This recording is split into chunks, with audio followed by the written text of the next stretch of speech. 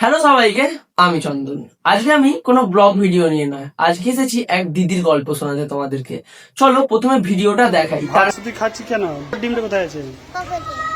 ডিমটা দেখা, দেখা একবার পকেট থেকে। এই পকেট থেকে ডিম বার করছে। আচ্ছা, তুই ডিমটা তো রয়েছে, তবে শুধু ভাত খাচ্ছিস। তুই কি ডিম খাস না? তুই নিজে ডিম খাস কি খাস না? খাস তো।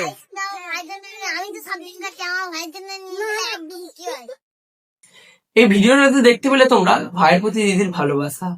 এইরকম ভালোবাসা আর একজনের কাছ থেকেও আমরা পেয়ে থাকি, সেটা হলো মা। চলো, তাই জন্য আমি দিদির ওপর একটা ছোট্ট লাইন লিখেছি, সেটা তোমাদেরকে পড়ে শোনাই। সবাই জানি কিন্তু কিরকম হয়েছে লাইনটা। যদি পৃথিবী জিজ্ঞেস করে সব থেকে আপন কে, যদি পৃথিবী জিজ্ঞেস করে সব থেকে আপন কে, মাথা উঁচু করে বলবো আমি আমার দিদি সবার আগে। চলো, এই ভিডিওটা শুধু আমার দিদির জন্য ছিল না, এই ভিডিওটা আমার সব দিদির জন্য ছিল।